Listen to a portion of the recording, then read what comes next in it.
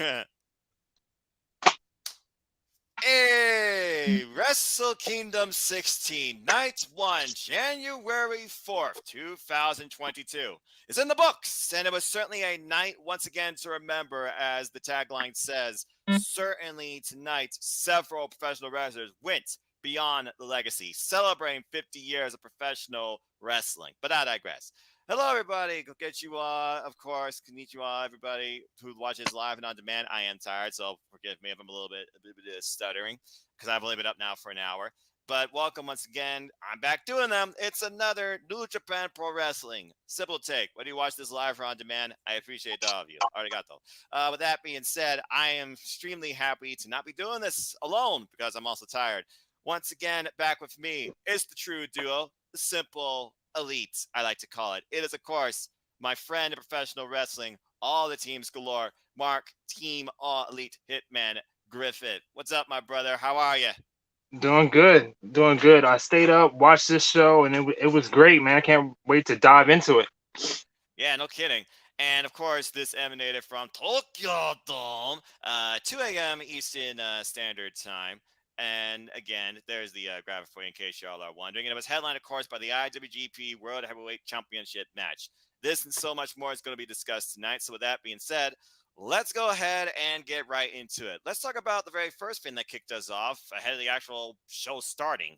And again, it's one of those fans where it's just like, get yourself a good bowl of food and enjoy it and see what happens among this chaos too. When it's over the top rope, DQ, pinfall, or submission. I am, of course, talking about, whoopsie, the New Japan Ramble. There we go. Sorry about that, folks.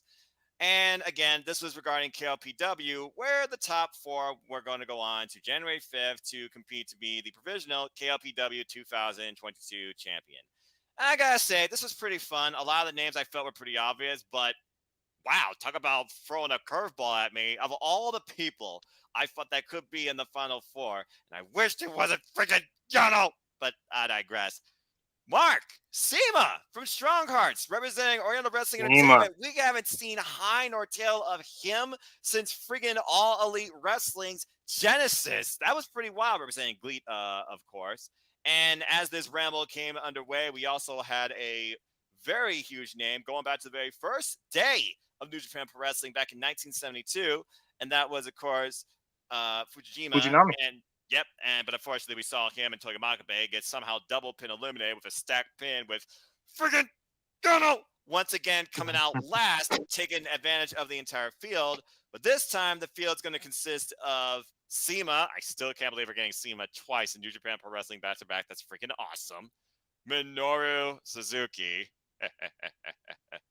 And I believe Bad Luck Fale. But I did enjoy this because the Young Lions, they all came back to back to back, all three of them. I thought they really were going to team up together, but again, that spirit of self-pride, I can understand why they didn't.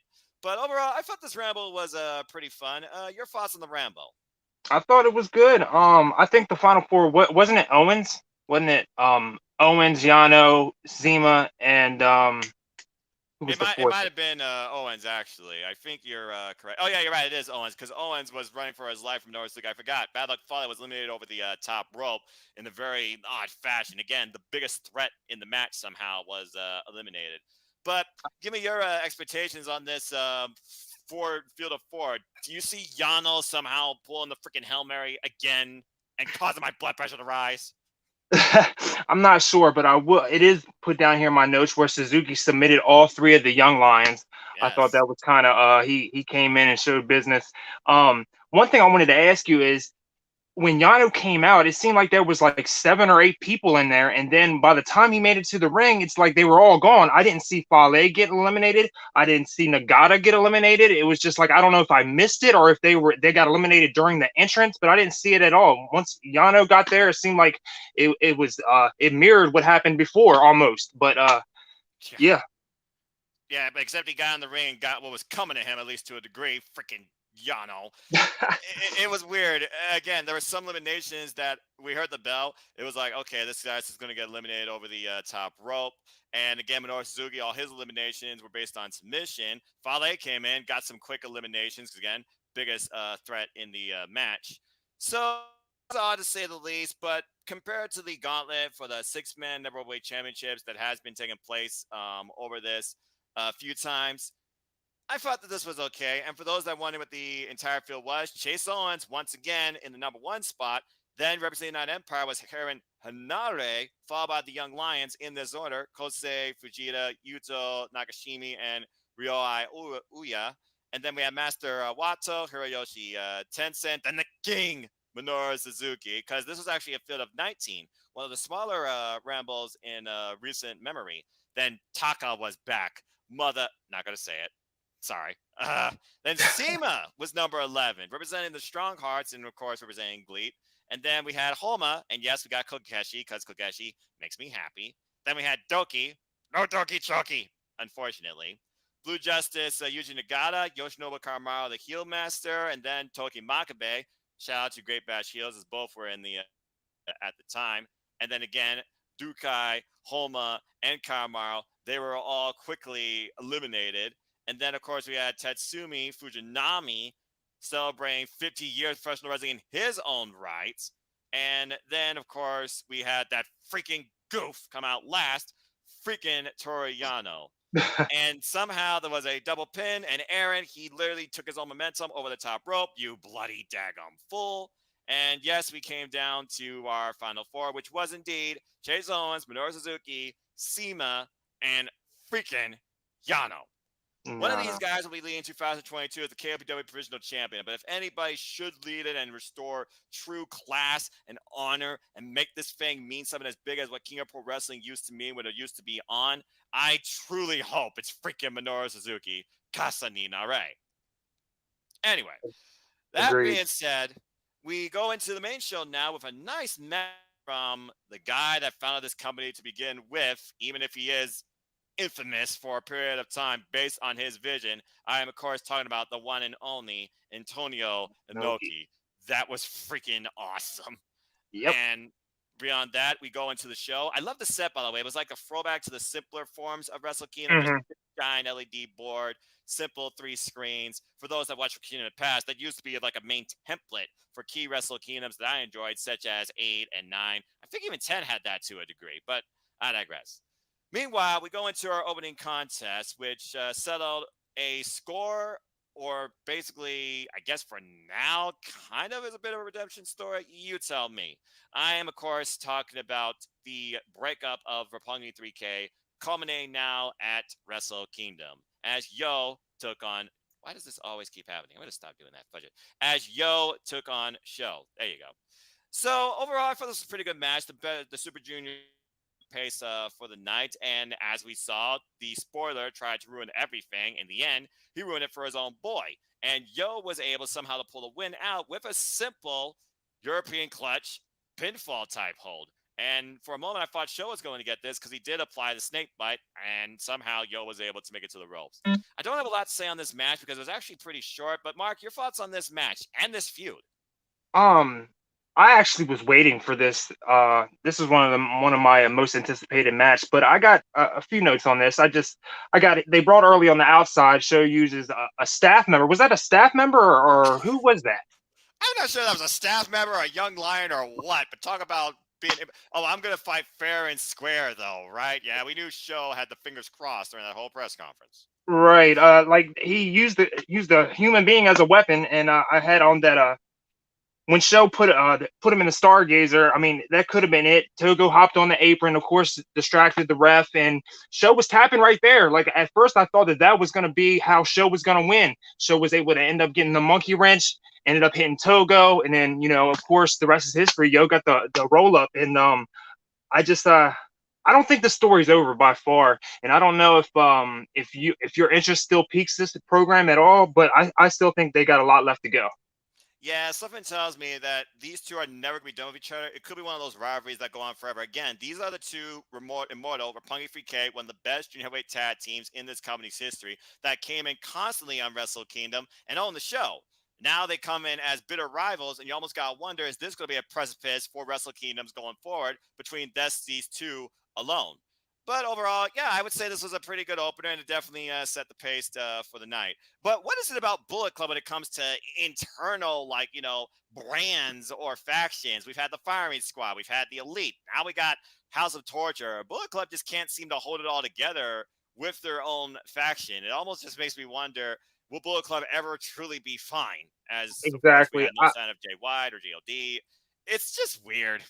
Exactly. I almost feel like they have too many chiefs and not enough Indians. I think there's too many alphas in there, and I think that's where we get the branching off. I just asked Josh earlier. I said, "Is House of Torture finally on like a standalone group?" I mean, that's where I was at with it.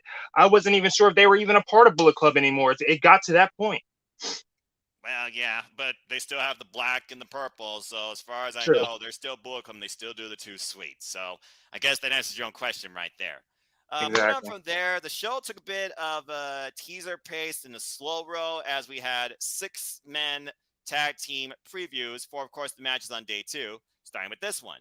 The return of Rocky Romero and the Mega Coaches tagging with the Ace New Japan Hiroshi Tanahashi took on Bullet Club's cutest tag team and the IWGP US Heavyweight Champion, Kenta. Clearly, this is a preview, of course, of 2 matches, the Triple Threat IWGP Junior Heavyweight Tag Team Championship match, and, of course, the No DQ United States Championship match. Biggest takeaway I have here, Taguchi, your plays did not go well during this match at certain points. I feel that Taiji Mori is rubbing off now off El Phantasmo to a degree that Taiji's maybe having more fun, but that lack of taking himself seriously, I think, could probably be a detriment to them come January 5th. In the end, though, we saw how Kenta tried to take advantage when the ref was out, use the candlestick, but the ace basically went to another level. This is the guy you don't think that would go to this type of nature. And in the end, he got his team DQ'd. I can't remember the last time that the ace got disqualified in a match, let alone a disqualification result at WrestleKingdom. This for me was just odd, Mark. Yeah, this was odd for me too. First off, the AC knows better than that, man. He knows better than that. And the thing about it is, even if he wanted to go that route, he knew that that ref had already been held up for a certain amount of time. That at any second he was turning around anyway. He stood right in the middle of the ring and he went ahead and did it. I think he was just seeing red. I don't think it mattered to him at the time, and I think that this is why we got stuck with this outcome. Well, again, he also was probably looking for revenge back from Corrigan, where he did get teamed up by all 3 of those men, and Kenta has been blasting him with chairs and a candlestick. But True. also, you notice afterwards, he was talking about, oh, you got a broken finger. Because, of course, we know Kenta was involved recently on Pro Wrestling Noah's show. And, of course, he'll be Hmm. involved also on the same thing, January 8th, when it's the Forbidden War, NJPW versus Noah. But you also got to wonder, is Ace going to exploit that? But it also seems like maybe he's out for more than just a finger. It almost feels like the Ace right now is fighting himself more than he's fighting Kenta, because this goes against everything Tanahashi stands for. So Yeah, overall, I'm definitely more excited for the U.S. title match on January 5th, but this tag match, which is just weird to me, it should have just took place during the road to Tokyo Dome. You didn't need this type of match or result on Wrestle Kingdom. But I digress. Speaking of yeah, which, continuing on with previews for day 2, another 6-man tag, as we had Los Ingobernables de Japon's Tetsuya Naito, Tranquilo, Cold Skull Sonata, and Bushi, taking on the United Empire's Imperial Units, Jeff Cobb, Greto Khan, and the Commonwealth Kingpin, and calls himself the real, and forced the announcer to say that too, real IWGP World Heavyweight Champion, Will Ospreay. Also a belt collector in his own right, considering he has the Warrior Wrestling Championship and still the British Heavyweight Championship. Good grief almighty. Again, this was another fun preview, but definitely the key people I was watching here, it had to be Tetsuya Naito and Jeff Cobb. We saw Jeff Cobb do the mannerisms of Naito. It's almost like he's trying to basically play Naito's own game. And we've seen Jeff Cobb basically do the Coda strategy. He adapts to his opponent's style. What also absolutely. intrigued me here was how Greto Khan and Sonata, they kind of challenge each other, not just in their own wrestling identity, but also their pride. Biggest moment, of course, was when Greto Khan's pride was hurt the most, not physically, but mentally, when he was trapped in the Paradise Lock. I'm sure Milano Correction AT approves.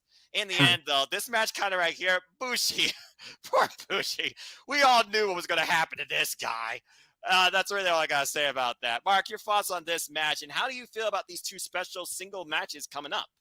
Yeah, this was when the match when it came to the predictions. After I realized that's who I had picked, I mean, I don't know why I went with Lij. I should have known because you got to think Cobb singles match, Khan singles match, Ospreay singles match. The next night, nobody's taking a pin out of them three. What am I thinking? Bushi's gonna take the pin here. Well, I don't even know why I went with Lij, but either way, I did, and that's what I'm stuck with. But I will say that Ospreay, of course, stayed away from as much action as possible. I mean, he let the crowd know that you know what, we got a big main event tomorrow, so you ain't gonna get much out of me. But he did slide in just enough to get a pin on Bushi. So yeah, Lij. I don't know. They didn't have the momentum tonight, that's for sure. Well, I mean, again, that hidden blade knocks anybody out. Bushi was knocked out in the freaking next year, probably. Shout out to my friend Kyle El Villarama saying, "Thank you, Bushi, for taking a clean pin for the sins of these first two matches." I kind of can understand where he's coming from here. But that being said, shout out to my great friend Elizabeth. Already over the moon of Tetsuya Naito possibly challenging Kazuhiko Nakajima for the GHC HW Championship. Well, again, this whole Forbidden War, people have their thoughts regarding the fact that it's all tag team showcasing, but maybe it will lead to actually bigger things to come. Personally, I thought that would be the singles match, among others, but I digress. And I am still looking forward to the show on January 8th, even if I can't necessarily order it immediately on pay per view and have to watch it later, or I can order it on pay per view. Because again, the January 8th show will not be on njpwworld.com live immediately. You have to wait for it on demand if you want to watch it that way with English commentary. Otherwise, you order it for the Abima preview service. Details for that on njpw1972.com. But I digress. That 6-minute sprint was amazing. Again, this one was definitely more fun than the previous, but when it comes to WrestleKingdom, it's the showcase for me of the top tier matches, those that really, really worked for this stage. And again, it's quantity over quality. I almost feel like these two 6-man tags could have just been on the road to Tokyo Dome. But again, that's just my personal opinion. Now, that being said, we go from there to, oh my gosh, in heaven. I just got one word, okay? And that's freaking goosebumps. Simply that. Goosebumps. Mark, you know what I'm about to talk about. The wrestler wrestled. Katsuyori Shibata's return to in-ring action at the Tokyo Dome, taking on and we were really wondering who this was going to be. Again, when I was on Destino, we thought it might be Minoru Suzuki because he didn't have anything going. Well, I guess he has something going now. So then I was like, okay, is he working double time or who else do you get? Did you actually pull Jonathan Gresham? But no, literally, it was like Shibata facing himself in a student that he took on. Ren Narita. Ren Narita with the biggest moment of his entire professional wrestling career. This guy has come so far since we thought he could just get one win in Best Super Juniors and didn't even do that and fell short in the Young Lions Cup. But Katsuyori Shibata took him under his wing and basically said, we're going to do catch wrestling. No, we're going to go for real this time. Can you actually wrestle with me? Boy, did Ren Narita actually keep up with Katsuyori Shibata, not only in the catch wrestling that was the original plan, or should I say the original troll, but also the striking game. And overall, this was a really awesome match, and it has me excited for so many things going forward. Mark, your takeaways. I loved it. I loved it, and that was the first time we seen Narita since September 2019 in New Japan. Um, Shibata looks smooth. I can say, like, I was holding on to everything he did. I seen where Narita got some good kicks in there towards the end, but then when Shibata laid that one in, it seemed like it just counted. It took out everything that he had just did in one kick. It was amazing, man. I was, like you said, goosebumps. I definitely had it, and and I like how the fact that he went in business for himself. As soon as he got in there, he said, "Listen, this is going to be a regular wrestling match." And yeah, that was awesome. I can only imagine what was going on through Chairman Sugabayashi's head right now. Probably his blood pressure rising because, again, we all fear for the wrestler. If he takes one more bad head bump, that could be it Mhm. for his life. In the end, though, he didn't take no head bumps here, but we saw stiff strikes, stiff kicks, Ren Narita unleashing a fury of offense, one point in the corner. But of course, we saw how much Katsuyori Shibata was able to counter him. And for 15 strikes of Ren Narita, only took one strike from Shibata to drop that young man down. In the Yes, end, sir. it was Katsuyori Shibata with the Kenta innovation. Of course, that running dropkick in the corner. And of course, the ace in the hole, that PK that ended it all. Or should I say, that's it. Because in the end, Katsuyori Shibata's return to in-ring action culminated in a victory. But Ren Narita was also made that night too as the two embraces. I literally thought I was looking at a younger Shibata versus Yeah, Shibata himself, and I felt like Shibata kind of has been training Ren Narita to be this type of way. I think Shibata sees a lot of Ren Narita in himself, and and vice himself. versa. But overall, this was just an incredible return for the wrestler, and I cannot wait to see what he does next. Now, whether or not he goes full gear, maybe pun intended. Or now Shigebayashi's like, okay, you had this once time. Now I'm going to be watching you.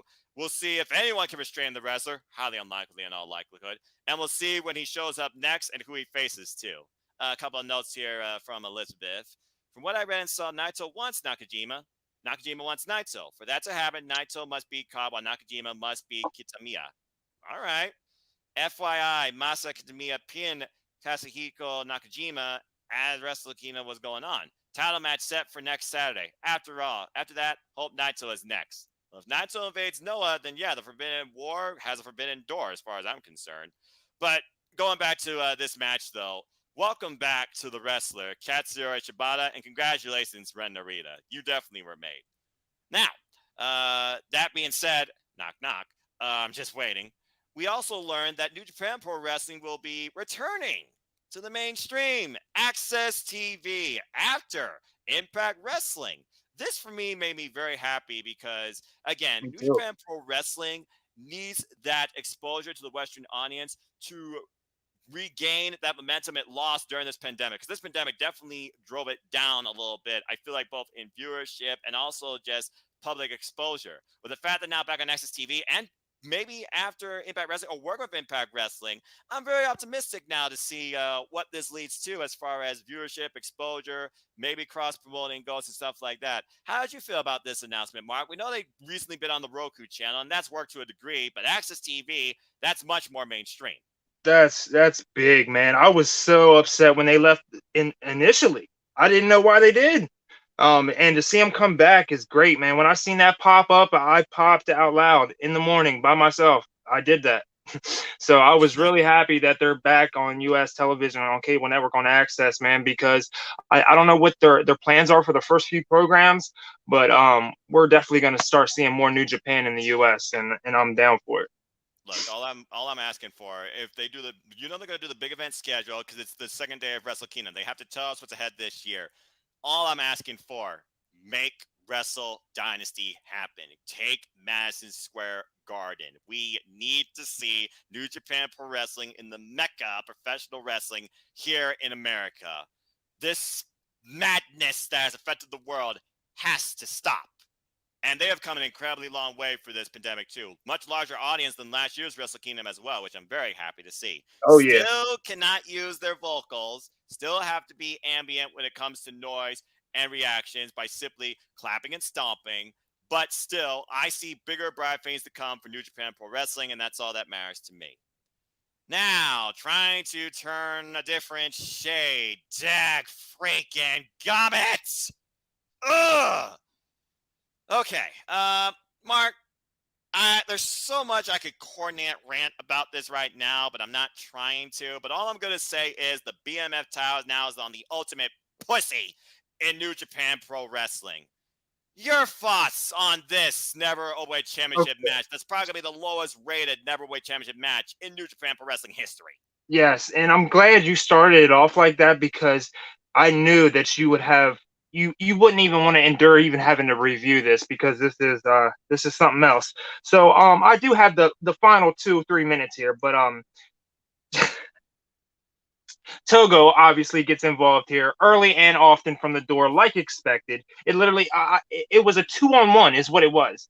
Um and then it ended up being a 3-on-1 with the show coming out there until Yo was able to run show off and try to make it even. But then we had the Tokyo Pimp himself out there trying to do damage. And as soon as it got back to 1-on-1, Yujiro came in there low blowed and Evil did his finisher. Everything is evil, and we have a new never open weight champion. And the thing about it is, it was 4 or 5-on-1. Ishii didn't stand a chance, and that's what I was afraid of. I think that's what you were afraid of, and that's what we got. Yep. All the madness, all the stupid nonsense, all the copy paste, turnbuckle exposed, Abe-san. For the love of God, man, get away from ringside or bolt your freaking table down. The ultimate a-hole of New Japan Pro Wrestling. The ultimate spoiler. The ultimate ruiner. Absolute nonsense freaking garbage. And yet, freaking Tomoyoshi, my boy, fought his heart out, taking on the world because he didn't give a dang as he tried to bring out the best in evil when these two used to be destined to destroy each other in countless classics. Was not meant to be. Kudos to Yo trying to play a difference maker. And of course, the other members of Chaos couldn't get involved because Okada, Yoshihashi, and Roki Goto, they of course had matches coming up. They probably weren't even in the building yet or trying to figure out the way backstage. If Rocker Romero probably would have came in, maybe that would have been a little bit of difference maker too. But you have 3 against 1 and every shenanigan in the book, including a belt to the face. This just pissed me off so damn badly. Glad to say Pre-Wrestling Noah was on as that Never Towel match took place. They saved me from being in a foul mood. Yeah, and I commend you for that because, again, worst never Oboe Championship match ever. Mark my freaking words, though. Ishii will be out for blood. Ishii will be redeemed, and there will be that incredibly gritty, hard, spirited fighting honor of the Neverweight Championship will be restored when Ishii regains it. Sooner rather than later, I personally hope. And I hope he breaks Evil in half. But Mhm. I digress. Okay, sorry about that. I got a little bit hot there. Blah, blah, blah. Okay, now let's go back to some real professional wrestling as we now have the IWGP Heavyweight Tag Team Championships on the line between Dangerous Tekkers, Taiji, the Holy Emperor, and Submissions Master, Zack Sabre Jr., taking on this year's World Tag League winners in Chaos, Hiroki Goto and Yoshihashi. This is probably the actually win this freaking thing, and boy, was I wrong. That being said, this was a really good competitive back and forth tag team affair. And again, we've seen how far both Taiji and Zack Sabre Jr. have grown as professional wrestlers, and why they both have completely opposite styles. The way they gel so well, it really is a testament to them being multiple time tag team champions, and I think really pushing this division forward. It was lovely to see Miho Abe once again back in her Holy Emperor's corner and hearing Taiji's voice bellow out throughout the Tokyo Dome. But overall, this was a great back and forth match. We have revisited from the G1 as Yoshihashi and Taiji. They mixed up again. And honestly, that was the first real dark note for the Holy Emperor last year when Yoshihashi somehow pulled out the upset. You fast forward to the World Tag League where Hiroki Goto and Yoshihashi got the better of the tag champs. And as we've seen, Mark, it seems like almost every year nowadays, when it comes to the World Tag League winners, they win the tag team gold. And once again, Yoshihashi Rokugoto pulled out that new move and beat Dangerous Tekkers where it truly mattered. We got new tag team champions. What's weird about this is last year, Dangerous Tekkers came into the Tokyo Dome, lost out to GLD. Now this year, they do the same thing. Where do they go from here? Your thoughts about this match and the future of Dangerous Tekkers? I think that makes it 8 out of 10 times. I think they said now. I th- Yes. yeah, that's incredible. Like, I mean, first off, before I forget it, I want to say that the respect that Zack Sabre Jr. and Tai Chi showed at the end what was first class, man. I really enjoyed how they both they gave them their props, and this is the one thing I put down in my notes. I had that it was a good back and forth. When that match finished, Kevin Kelly was talking about how that match was a blowout. I didn't look at it like that. I thought it was a back and forth matchup, and maybe he's. I mean, obviously he knows a hell of a lot more than I do. So, like, I'm asking you, do you think that was a blowout that we seen? Well, far Dangerous Tekkers have really been pushed when it comes to defending these titles. Of course, they're coming off the World Tag League. It almost seems like maybe they did reach a point that now we've taken these titles as far as we can. We've taken ourselves as far as we can as the tag team.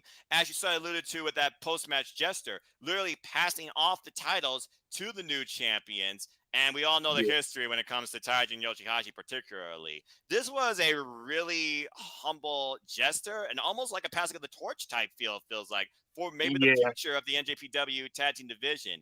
I wouldn't say necessarily it was completely one sided, though. There was, again, some great striking affair, especially when those Kawada kicks came into play against Yoshihashi's forearms. We all saw which one was stiffer. And then the pants came off, which is always one of my biggest things I look forward to. Anybody who knows me, I'm a Taiji fan, and that is the most electrifying move in all professional wrestling. There, I said it.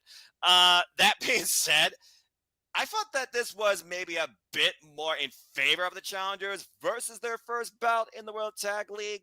But overall, this match just had a whole different meaning to me, especially when it comes to the fact now that after 12 years, Yoshihashi, he now has culminated in both Yes. six-man and heavyweight tag team champion. He truly has become a tag team specialist. And now Yeah. Hiroki Goto, once again, is a heavyweight tag team champion. He did it first with Katsuyori Shibata against the Good Brothers, if those remember that match a while back.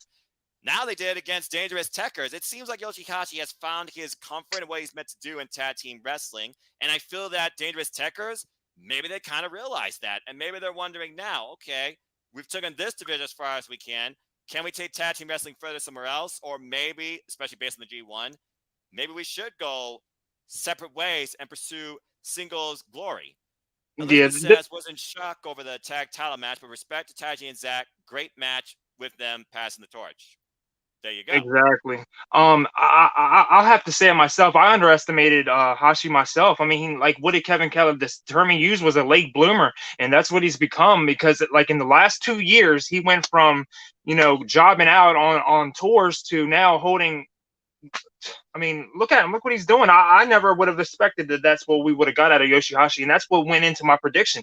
Because I said, okay, he's already won the World Tag League. I don't think they're gonna put, the the tag titles on him as well, but they did. They sure did. So yeah, big props to Yoshihashi. And history continues in the Tokyo Dome. Again, that statistical analysis that only Chris Samsa could honestly keep up with more than anybody else. It can be. I went against history and it bit me in the butt because I did not think it was Yoshihashi's time to lead the tag team division. While he, Goto, and Ishii definitely led the six-man division, and forever will go down as probably the greatest six-man tag team champions in this company's history with the successful 9 defenses. I'm very curious now how far Goto and Yoshihashi can take the tag team division just in their own. And I guess we'll see soon enough who's first to step up to them. Whether or not Dangerous Tekkers wants to do this one more time, or we get a revisit maybe from previous rivals in maybe Naito and Sonata. But also, Kevin Kelly alluded to that maybe there needs to be more tag teams to form because Exactly. the tag team division is lacking depth. So Yep. whether or not we get some other form, maybe Great Khan and Jeff Cobb even goes after these. We're going to have to wait and see. But with Yoshihashi and Goto now at the forefront, it truly is a brand new beginning. No pun intended if we have the new beginning torch, we likely will. It is truly a new beginning for the tag team division. And overall, like all I can say is congratulations to Yoshihashi and Hiroki Goto. You absolutely earned it and deserved it. All Absolutely. right. That being said, we go into our next match, and this was our semi-main event. Boy, how far has the ticking time bomb taken this division forward? But how much has El Desperado pushed, questioned, and overall elevated himself in a spot that maybe necessarily he didn't want, but he felt like now he truly does need to prove. As El Desperado comes in as IWGP Junior Heavyweight Champion, taking on two-time winner, back-to-back, I might add, Ticking Time Bomb. And, of course, I'm talking about former IWGP World Heavyweight Champion in his own right, who's also won this title now 2 years in a row at WrestleKingdom, Hiromu Takahashi.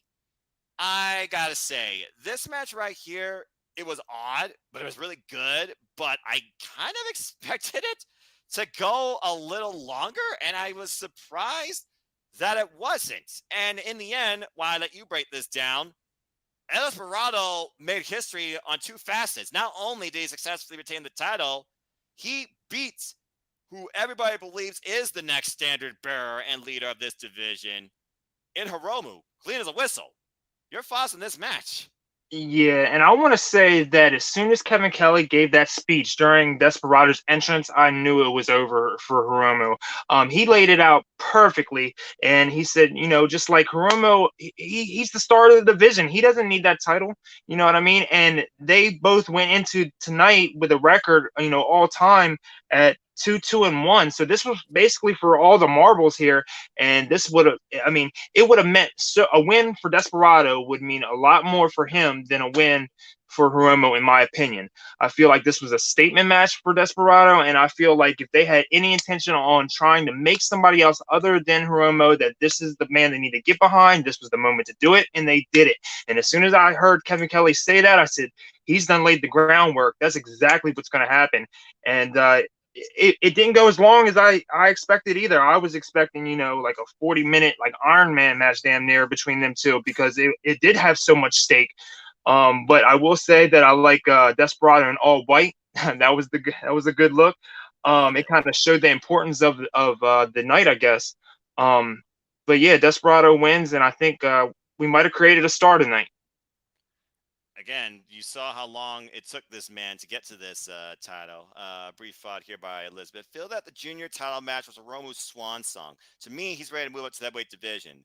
Well, it's funny you mentioned that, Elizabeth, because it is now literally been said by Hiromu himself. He never plans to go to the heavyweight division. He still feels like there is more he needs to do with this division. He wants to make this division be the main event and carry it farther and more forward than what Jushin Thunder Liger started. He wants to carry on basically what Liger did and elevate that even further. But yeah, this was a great back and forth. Again, these two and ratios with the referee, we knew these two were not going to have a slow start, get the crowd favor, or have like a simple face to face or subtle exchange in the ring. They went right after each other and started off shades of Ryu Lee and freaking Hiromu slapping the taste out of each other's chest. I thought they were going to go literally like that for 5 minutes. And then as things kept going forward, they went to the outside of the ring and basically planted each other countless times.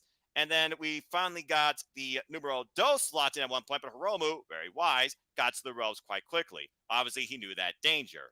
And also, we then have both men, admonishment by the referee. They both exchanged a closed fist, dropped Yes. each other where they stood. Dynamite plunger for a nice near fall. And then we had a corner DVD later on. Takahashi went for the time bomb, but he wasn't able to. And then literally El Desperado, he finally hits Pince Loco once, goes for the pinfall, doesn't get it. And at this point, it's like El Desperado, I feel like right now is questioning himself, but he also right now is either hating himself or really like wondering, okay, am I meant to be champion here? Can I break this jinx of the Tokyo Dome where the title has changed hands pretty much every year, it seems, especially since Romu's been here. Romu's won every time he's been in the Tokyo Dome. In the end, though, he basically got the better of Takahashi after another stiff punch and a pair, as you alluded to, Pince Locos, and he literally pinned the ticking time bomb clean as a whistle in the middle of the ring in what might have been their shortest contest against each other today. Because, like you said, they went to a 30-minute draw in a tag contest. They went over 40 minutes last year in Best Super Juniors. And it went close to the 30 minutes in the actual Best Super Juniors this year. It was almost like Hiromu and El Desperado. They kind of emptied out the tank over this last year. And they just basically put everything each of them had left into making this division be the most remembered thing from WrestleKingdom. I feel in both men's eyes. But also, like you alluded to, I think Roma was truly trying to push forward, not just the title, but El Desperado. Because again, that love-hate relationship. You bring out the best and worst in each other. And why Hiromu definitely was feeling disappointed, I feel that he does feel probably proud of what he and Desperado accomplished here. And whether El Desperado now finally has that comfort of confidence in himself to be the leader of this division and wants to be that too, because again, the Suzuki-gun. We'll have to wait and see. But what an incredible moment for Desperado and Hiromu, and what an awesome match. Congratulations to the champion. And who's going to challenge him first?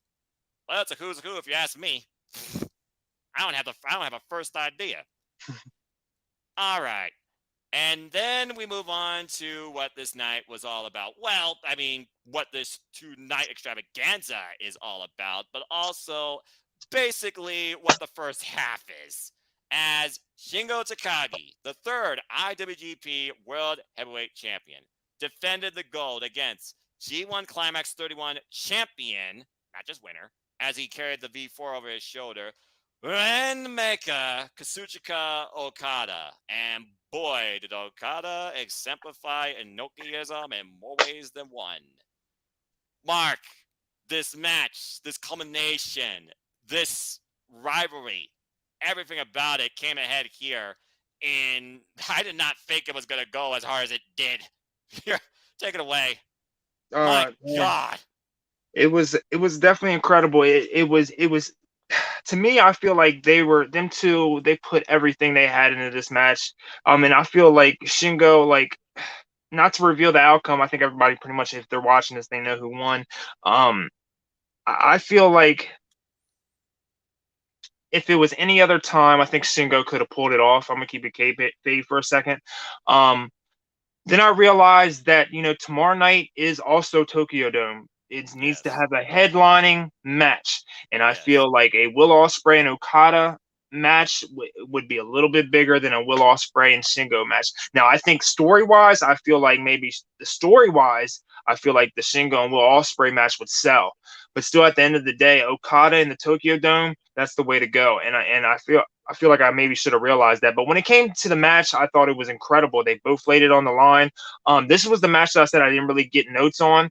I was watching it on the road. I took in what I could. Which But was as a far as lot. the yeah, so as far as the details go, you're gonna have to fill them in on the details. But it was an incredible match.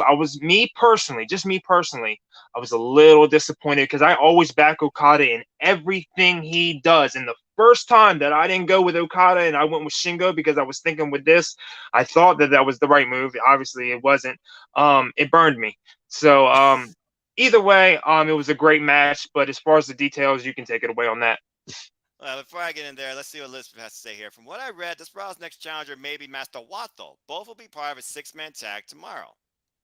Okay, that's a possibility. Master Wato, of course, no stranger to Suzuki-gun, initially came into New Japan Pro Wrestling feuding with the heel master himself. We've also Hmm. seen Yoshinobu Kamau and Desperado literally confront each other during Best Super Juniors. I could definitely see that being maybe a match as well.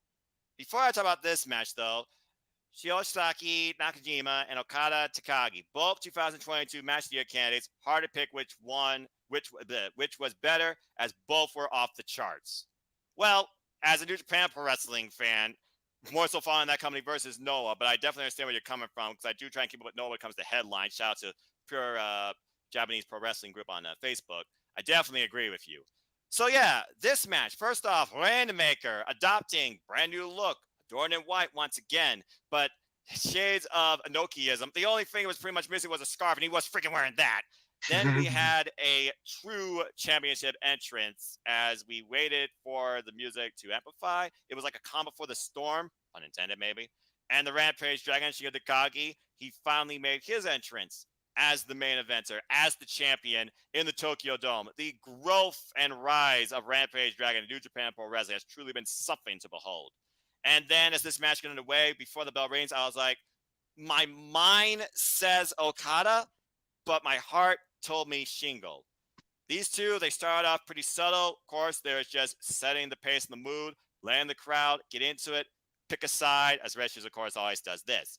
And then they went into town on each other.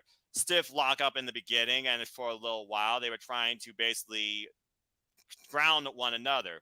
It really got grounded when they went to the outside and we had an exchange DDT, but out of nowhere, Shingo comes up and suplexes Okada, heavily focusing on Okada's recently repaired back because Okada went through hell and back when it comes to his back again. But they say right now this is the best Okada has ever looked, felt, or been.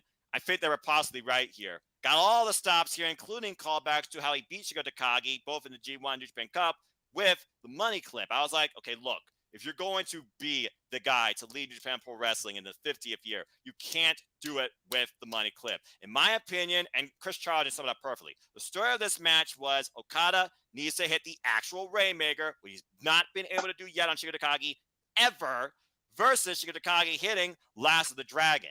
In the end, though, we were just waiting and waiting. I feel like deep in the back of Okada's mind, he knew I have to hit the Rainmaker, but I got to find my moment. And the first time he tried, he got decked with a Shingo Takagi Rainmaker that took him into next week. Jesus, hilarious behind Shingo Takagi. And then eventually these two, they go to the outside of the ring, and we see Okada. He still got height as he flew over the barricade to the lower part of the stage, wiping out Shingo Takagi with the flying cross body. And of course, we hit the missile drop kick. And at one point, we're on the ramp and we had a mean suplex spot on the entranceway. This match definitely took another gear, though, when Shingo Takagi mocked the Rainmaker himself. I feel this is where Okada unleashed his true Inokiism because Yep. he was pissed. And following this, it was almost like Okada, he realizes now, okay, you want to do this about me? I'm going to show you who I truly am. And I think from that point on, it was pretty much game over. Even though Shingo Takagi, he did hit Made in Japan back to back, but still could not put away the Rainmaker. And at one point, he hit the Stage Dream, but still not enough. And then Okada, he hits the short arm Rainmaker, tries to go for the other, countless times looks for the long dart and the spinning tombstone, but Shingo Takagi counted at every turn, taking him out with the Yukon Lariat at one point, that Shingo combo, but still not enough. Then follows up with a pumping bomber. Still not freaking enough. What does it take to put away the Rainmaker? As he's trying to either hype himself or the crowd, the usual, oi, oi, oi, oi, those usual chants. And as it looked like he was finally going to try and hit Made in Japan, both men were looking for the kill shot here. Okada looking for the tombstone pile driver. He hits it, but almost like a landslide type variation. Yeah. Messy tombstone pile driver. And after the first Rainmaker, while his eye was getting swelled up and he couldn't capitalize, he hit the true Rainmaker. Never got to the cover. This Rainmaker, he got to the cover immediately. And ladies and gentlemen, Kazuchika Okada is back where he belongs and has ended WrestleKingdom Night 1 as the new and the fourth IWGP World Heavyweight Champion. And before he basically endorsed that this is the evolution that I must carry it, he took the V4 title, and I was like, wait. Are we going to that? No, he literally put it down on the mat. He thanked it. He thanked Shingo. He thanked the fans. And just like Christian Cage retiring the TNA World Heavyweight Championship and endorsing Impact Wrestling World Heavyweight Championship going forward, it seemed that Okada, he finally felt like he did what he needed to do with something that he grew for 10 years and is ready to move forward and build a new legacy himself with the IWGP World Heavyweight Championship. What an incredible main event affair. I can only imagine what's going for Shingo Takagi because he put absolutely everything he could, not only carrying himself as champion, but trying to be that standard bearer to lead New Japan Pro Wrestling to its 50th anniversary as champion, or at least re-meet Will Ospreay. It just was not meant to be because, again, when it comes to Okada, he is just that good. As Okada was going to send us out, though, Mark, you saw what happened next. The Commonwealth Kingpin, he basically came in here with all the moxie, all the confidence, all the cockiness. And basically, he came out to congratulate the interim IWGP World Heavyweight Champion and says that he cannot wait to finally beat Okada and prove that he is the real World Heavyweight Champion and send him off to go do movies as he leads New Japan Pro Wrestling on high. And of course, Okada, subtle English, like, okay, I see you tomorrow. Thank you, champion. And that just pissed off Ospreay and made me laugh. And then Okada, of course, he sends us off, thanking us for constantly tuning in, thanking Shingo Takagi, again, thanking what the V4 Championship not only did for New Japan, but for him, and says that now, tomorrow night, he plans to make it rain in the Tokyo Dome once again and end this thing once and for all as the true IWGP World Heavyweight Champion. Let's go ahead and see what Elizabeth has to say real quick. Shingo said backstage he's starting over from ground zero. That starts tomorrow in a six-man tag involving him and Dangerous Tekkers and Hiromu. Most likely that will be the dark match before the actual show because I know that was not even booked for the main thing. But again, I mean, what does a champion do? How do they bounce back? Kazuchika Okada, 2-year journey to finally be back where he truly belongs, and that is the IWGP World Heavyweight Champion. Mark, your thoughts are all just on, again, that simple, humble showcase and the fact that now Okada, he truly feels like now he's back where he belongs and he's ready to carry that mantle once again. And, of course, the match coming up.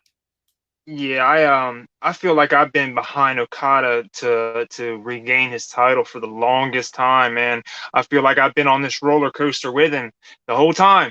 And like I said, like earlier, I didn't think it was gonna be what it ended up being. But I will say, I'm happy that they did that the run that Shingo had. I'm glad that New Japan even pulled the trigger with Shingo from the door because I know he has some Dragon Gate roots, and I wasn't 100% sure if they were going to try to make him the guy. They did. It was a. I feel like they gave him a good shot, a nice little run. I would have hoped that they would have tried to stay behind him into night two, because ultimately, like I feel like I root for the heel sometimes. So I understand if I'm in the minority in this, but I feel like Hmm. Will Ospreay has a good argument. Every single time he says that he's the real world's champion, I believe him because he hasn't been beat, he hasn't been defeated, he hasn't been submitted. He's been defend. Well, he hasn't been defending it. Well, kind of he has. He's been Kind wrestling around the world since he's been gone, and I feel like he's gonna see. I'm 50-50. I was 100% on board Will Ospreay beating Shingo the second night, but it got switched. Now it's Okada. Now my mind is really blown. I don't know. After seeing Okada tonight, and I'm glad that he went and addressed the old title because you're right. I mean, I feel like he finally felt like, you know what? He, he he gave it a proper sending off. I feel like he finally was okay with letting it go after that. After that win, he finally felt like it was time. So he moved of. forward with the future, and then they put the belt around him, and now it leads to tomorrow night. And no, I have no idea who's going to win. On the paper, it says Osprey, but after seeing this tonight, I don't know. It, here's the thing. Will Ospreay literally has said that he will kill himself in the name of immortalizing his legacy, his legend, himself professional wrestling. But Kazuchika Okada has had Will Ospreay's number since the very first time they met back in Rev Pro, and that's the only reason Will Ospreay exists in New Japan Pro Wrestling in the first place.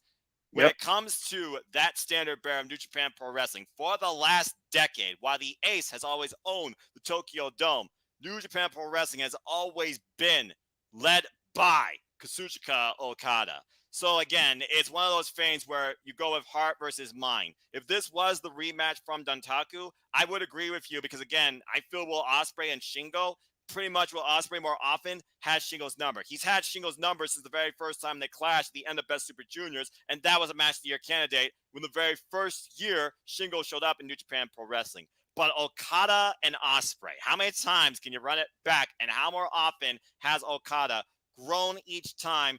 And most has been in victory. This is a WrestleKingdom 15 rematch too, and that was semi-main event. Now it's literally the match, the main event, the closer of the entire spectacular.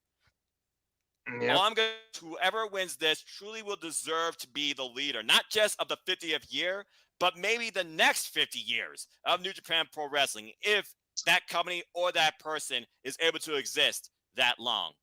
Elizabeth also says there are 3 dark matches set for tomorrow. Suzuki-gun will be in the last 2.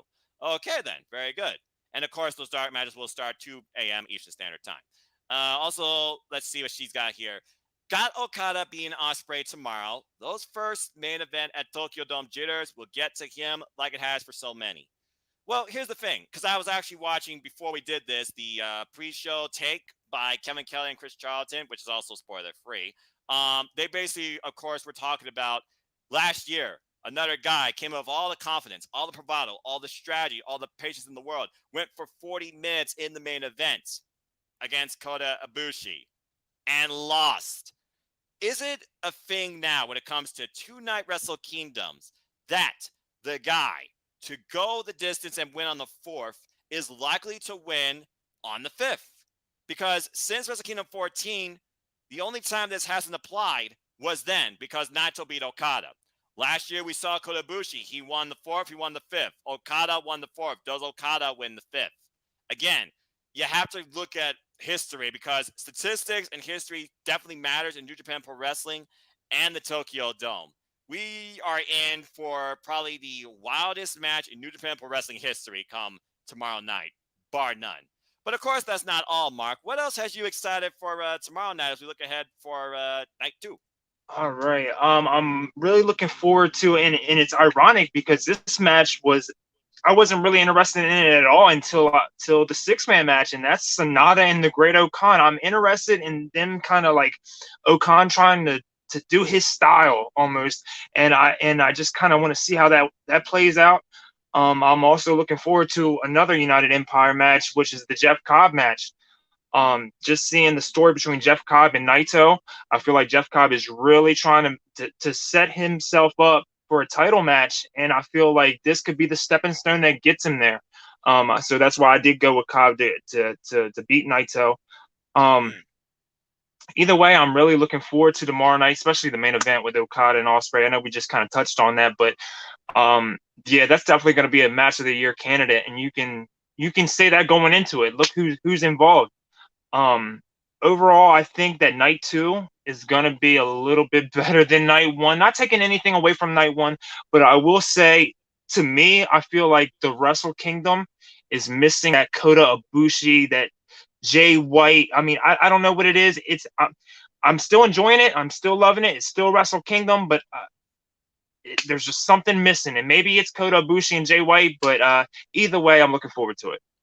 Well, again, it's funny you mentioned Kota Ibushi because the ironic thing about all three of these men, it was Kota Ibushi who initiated this new era of merging Legacy and Evolution, creating the IWGP Heavyweight Championship in the first place. It was Kota Ibushi who faced Okada for the IWGP Heavyweight Championship in the chance to be the first person to hold double gold. Lost out at WrestleKingdom 14. It was Kota Ibushi that took on Will Ospreay at Sakura Genesis in his first defense of the IWGP Heavyweight Championship. That came up short.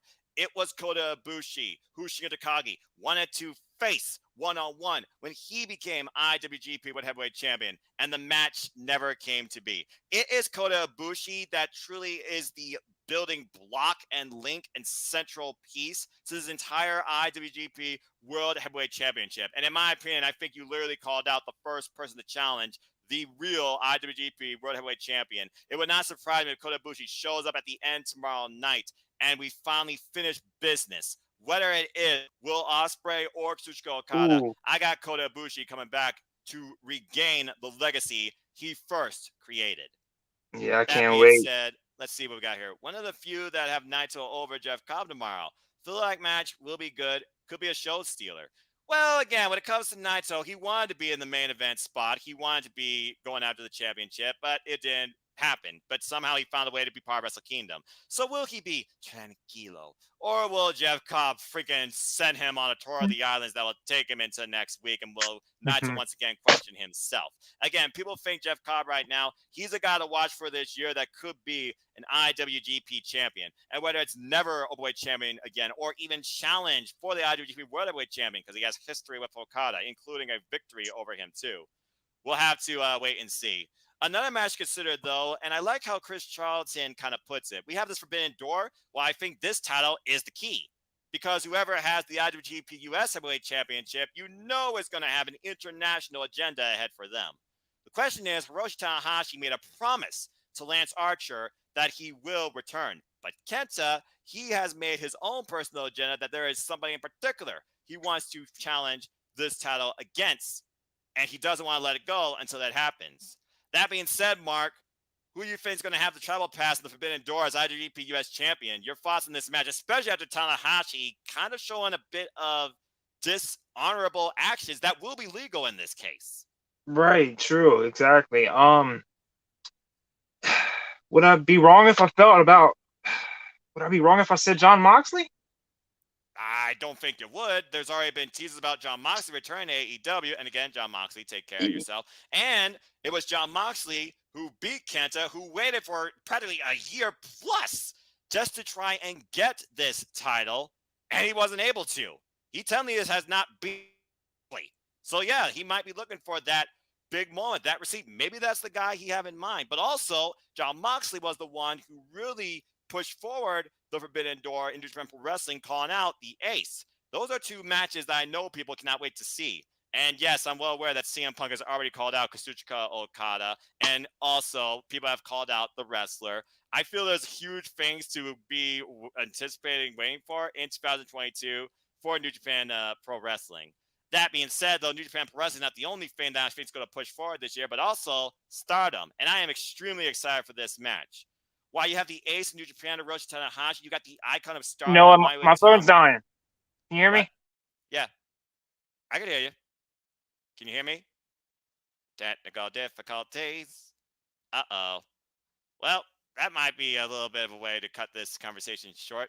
I think you froze, brother. Let's see what you guys say a little bit while we talk about what's ahead. That Los Economics de Japón versus Congo match for Saturday became more interesting because Congo has the GHC heavy and national titles, while LIJ has nothing but pride. Can't wait for Saturday. I definitely agree. Well, I'm not sure what happened with Mark. I think he froze, folks. So maybe this is where I'll just leave my remaining thoughts to continue at another time with him too. But I think we'll definitely try and come back with you with another simple take and maybe Wrestle Kingdom 16 Night 2 review. So on behalf of Mark the Griff Reviews, there it goes. Thank you all for tuning in. Did you check out Wrestle Kingdom? What was your favorite match, your favorite moment, your biggest anticipation for the year to come in the 50th anniversary of New Japan Pro Wrestling? Love to hear your thoughts. Please let me know in the comments down below. Please follow Mark Griff Reviews on Twitter, on Facebook. Follow Team All Elite, Team NJPW, Team Impact, Team WWE, Team NWA, all the teams of professional wrestling that he has happily made. And also, feel free to follow me on Twitter, Instagram, and YouTube at and Foster 1916, where I always wish to encourage you to just enjoy life and enjoy professional wrestling too. About Tanahashi Kenta, my only hope is Yoshinki Inamaru does not show up. He wants Kenta bad after being pinned this past Saturday. Ooh. Well, again, you think about that Forbidden War. There is a door. We'll have to wait and see. And also, happy to see you both back together. Can't wait for the next review. Well, I promise you we will be back for another review too, ahead of the AEW premiere on TBS2 tomorrow afternoon. With that being said, folks, before I leave, let me just go ahead and talk about this real quick because, again, stardom matters. We have the icon of stardom and former running mate in Starlight Kid that truly has become a top star in her own right, being part of Elotai and basically embracing her darkness, becoming the high speed champion, taking on Cosmic Angels, Tam Nakano, and the former, might I add, Wonder of Stardom champion, taking on the new Wonder Stardom champion, 7 Queen's Quest, Saya Kamitani. My only regret about this match is the fact that that Siri of Donna Del Mundo drew the blank straw. It would really make my night if she showed up and just invaded here. We need some invasion angle. Big teaser and highlight of Stardom. I mean, it looks like Mario and Siri, they might be coming after each other for either the SWA or the Red Championship, which Mario, of course, is no stranger to. Of course, I'm talking about the World of Stardom Championship. So that's just giving me my brief thoughts regarding Stardom's special tag match now in Wrestle Kingdom 2. Well deserved, the premier promotion in women's professional wrestling on the planet. If y'all haven't watched it yet, check out their Twitter and YouTube. Get your glimpse of Stardom too. That being said, folks, yeah, I think we'll cut it short here. So, as always, I like to close. There are no winners, there are no losers, there are no bears. They're just fans with opinions for this passion we all share. At the end of the day, folks, support one another, respect each other. Just enjoy life and enjoy professional wrestling. And don't live in your phone and don't let the internet break you. It's as simple as that.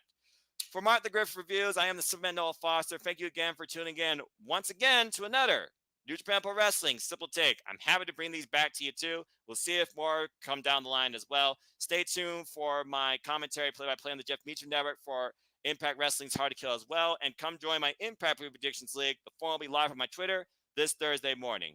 I will see you all tomorrow afternoon after Wrestle Kingdom 16 Night 2 concludes. Okada, Ospreay, which one of you will lead us in the New Japan Pro Wrestling's 50th anniversary? I can't wait to find out. How about you? See you guys next time. Go again, yo, and sayonara.